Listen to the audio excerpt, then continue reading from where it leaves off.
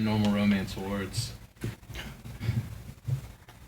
It was the moment they had all been waiting for at Rom-Com. Who would win the Haunted Heart Award for Best Paranormal Romance Novel? The competition was stiff, involving Angels in Chains by Cynthia Eden, Immortally Yours by Angie Fox, Mark of the Witch by Maggie Shane, and My Husband Never Left by newcomer Shira Constantine. My Husband Never Left was different than the other novels. While they had their typical plots of vampires, spirits, and angels who fell for a fictional female protagonist, Shira said her book wasn't a novel at all, but a memoir, though her editor, publisher, and psychiatrist felt it would be better if they presented it as fiction, but it was real to Shira. She wrote with passion and honesty about how her dead husband loved her so much he haunted her home and ravished her at night while the other lonely ghosts and spirits watched. It was a touching, if not slight, kinky love story that many housewives and teenage girls enjoyed. While her book used the same amount of melodrama and lackluster style of writing, her book stuck out. It felt real. It almost had more literary quality as well. The ending was not the typical, they lived happily ever after. Instead, it left a question on how her husband and his lost spirit friends could enter the living world as one being. Many assumed it would be a series. The rest of the paranormal romance writers found the book and Shira very strange, along with her outfit, as she looked like a gothic lunch lady. Yet the story was special, and it was making more waves on Twitter and paranormal romance chat rooms than all the other books combined. There was an animosity towards Shira from the other writers because in their own haunted hearts, they knew Shira wrote the best book, even if it was really weird.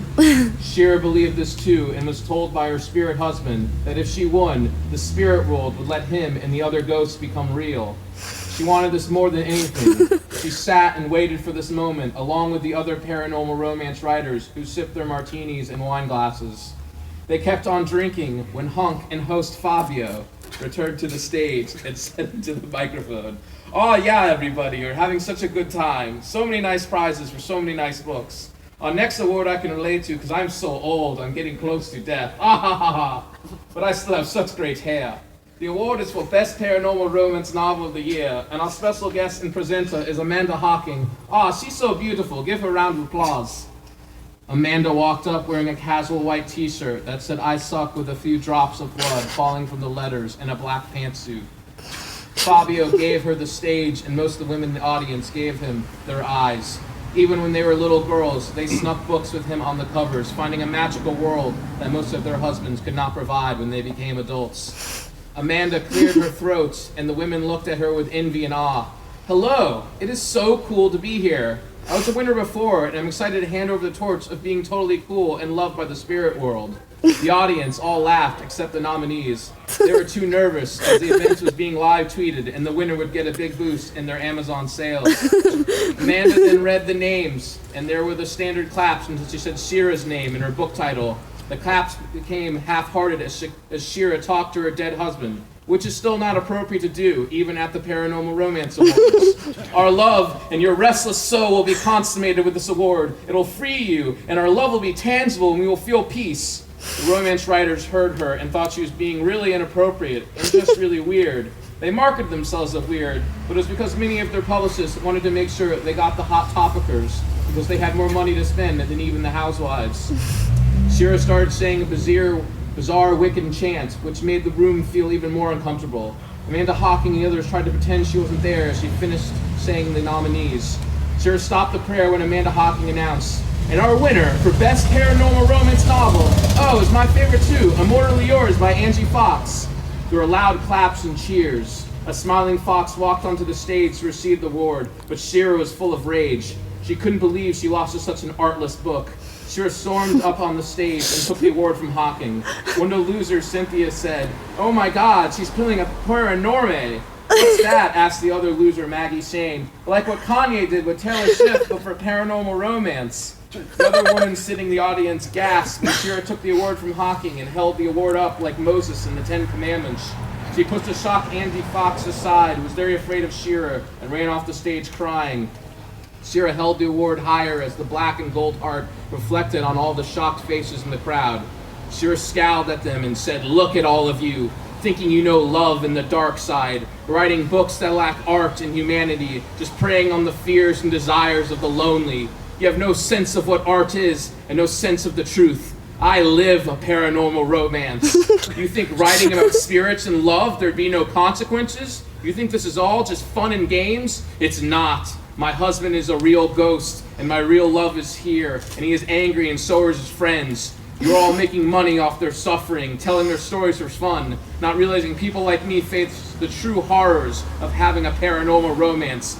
And worst of all, you don't even reward my suffering, which I turned into truth and great art. You not only rejected me, you rejected honoring the spirits. You can answer to them." The dining room doors slammed closed and the lights dimmed. Oh, shit. Shira laughed as thunder vibrated off the wine and martini glasses. The women were petrified. Spirit voices started to howl like a scene out of many of their novels. The warden Shira's hand started to turn red and blood dripped out of it until the golden black heart broke and angry ghoulish spirits flew out. Many stories involving paranormal romances were about the spirits needing a human heart to feel alive. This was half true. The spirits needed hearts because eating and living inside them gave them great power. Shira watched all the spirits flying around the room and screamed, "Take their hearts! They don't deserve them!"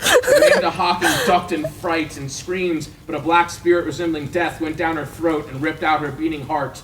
The other spirits did the same, as all A to F-list romantic and paranormal writers had their hearts ripped out by the angry spirits. The spirits piled up all the taken and beating hearts into one area. The pile of hearts started molding into each other, taking the shape of a human being. When every heart was taken and dropped in the pile, each spirit Shira let out went inside one heart, and the molding of hearts was complete. It was one single human-looking body of bloody, bleeding hearts. They stood up and stumble-walked over to Shira. She smiled at the heart body. She was happy to finally be at one with her husband and the spirits. She went to kiss the head of the body of hearts, but it sucked the skin off her face and absorbed it, creating paper skin for itself. In shock and pain, Screamer said, "Why? I loved you. I loved all of you.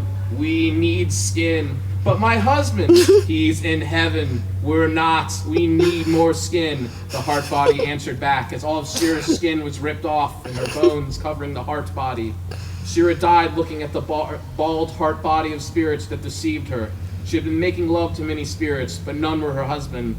All the romance writers were dead. Some ended up in heaven, but most in hell.